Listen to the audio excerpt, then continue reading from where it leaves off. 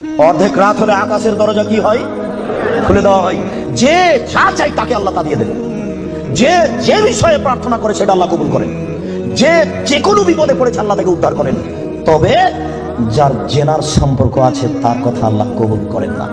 আমি কি দিয়ে বুঝাই জেনা কত বড় বিপদ? আমি কি দিয়ে বুঝাই আপনাকে জেনা কত বড় বিপদ? যেটা ঘরে ঘরে হচ্ছে, যেখানে সেখানে হচ্ছে, যেটা মানুষের কাছে আজকে পাপের কাজ নয়। শোনো, মুনাফিকি করো না বক্তব্যের সাথে। এই ছেলে, তোমাকে আমি কঠিন ভাবে বলে যাচ্ছি, তুমি বক্তব্যের সাথে মুনাফিকি করো না। এইখান থেকে উঠার আগে মোবাইলে যত মেয়ের নাম্বার আছে তুমি কেটে দিয়ে উঠবা। জিন্দেগিতে কোনোদিন কোনো মেয়ের সাথে গল্প করো না। তোমার সাথে এই অংশে আমার জরুরি কথা আছে, তুমি একটু ধৈর্য ধারণ করো, একটু সামান্য একটু থামো। তোমার সাথে আমার আরো জরুরি কয়েকটি কথা আছে। মুহাম্মদ সাল্লাল্লাহু আলাইহি সাল্লাম বলেন, আমি রাতে ঘুমিয়েছিলাম, জিবরাইল আমার ডান হাত ধরলেন, মিকাইল আমার বাম হাত ধরলেন, ধরে আমাকে নিয়ে চলে যাচ্ছেন। যেতে যেতে দেখি অনেক মানুষ আসাদু সাইন দেখা পান, ফুলে ফেঁপে বিশাল বিশাল আকৃতি ধারণ করে আছে, 50 হাত 100 হাত উঁচু উঁচু হয়ে আছে। অন্তানহ রিহান, দুর্গন্ধে টিকা যায় না, এত গন্ধ। কান্নাহুল মারাহিট, মনে হচ্ছে যেন তারা গ্রামের টয়লেট, মনে হচ্ছে যেন তারা গণশৌচাগার, মনে হচ্ছে যেন তারা গ্রামের টয়লেট, মনে হচ্ছে যেন তারা গ্রামের শৌচাগার। যেই শৌচাগার টয়লেট পরিষ্কার করা হয় না, গণশৌচাগার, গন্ধে টিকা যায় না, বিশাল বিশাল রূপ ধারণ করে আছে। আমি বললাম, জিবরাইল মানা হলাই দেখি এরা কে? জিবরাইল, এরা কারা? ছি ছি ছি ছি, এরা কারা? এত কোণে বন্ধ, এত কোণে ফুলে আছে। তখন জিবরাইল বললেন, অহমদ সোনাতা সাওয়ানি, এরা হলো ব্যভিচার, ব্যভিচার নেই। বলো যুবক, মোটা মোটা হয়ে ফুলে আছে, খুব গন্ধ, এরা কারা? ব্যভিচার, ব্যভিচার নেই। তুমি সাবধান থাকো, তুমি একটু অপেক্ষা করো। শুনুন, আল্লাহ নবী বলছেন যে আমার ডান হাত জিবরাইল ধরলেন, বাম হাত মিকাইল ধরলেন, ধরে নিয়ে চলে যাচ্ছেন। যেতে যেতে দেখি একটা গর্ত, চুলার মতো। কোন চুলা? যাতে তন্দুরি রুটি হয়। তন্দুরি রুটি চুলা দেখেছেন?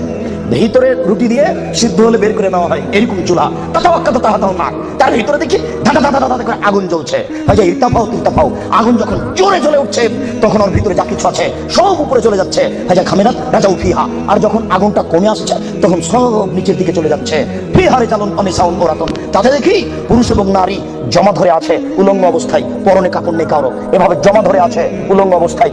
আগুন যখন জোরে চলে উঠছে ধাঁধা ধাঁধা ধাঁধা করে উপরে চলে যাচ্ছে, আবার যখন আগুন কমে যাচ্ছে তখন নিচের দিকে চলে যাচ্ছে।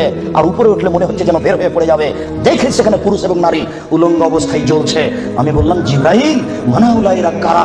তখন জিবরাইল বললেন, অহমদ জনা, তারা হল ব্যভিচার, ব্যভিচার নেই।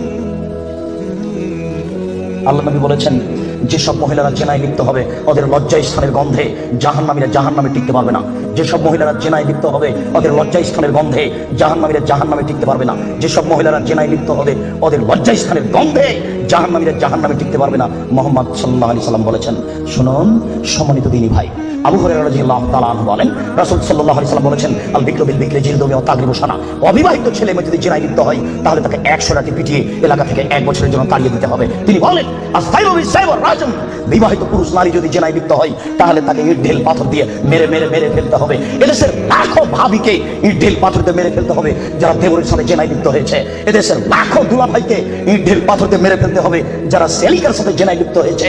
এদেশের লাখো পুরুষকে ইট ঢিল পাথর দিয়ে মেরে ফেলতে হবে যাদের স্ত্রী থাকার পরেও অন্য নারীর সাথে জেনায় লিপ্ত হয়েছে।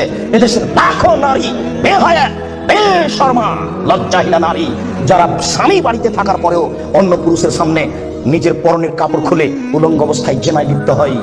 শুনুন।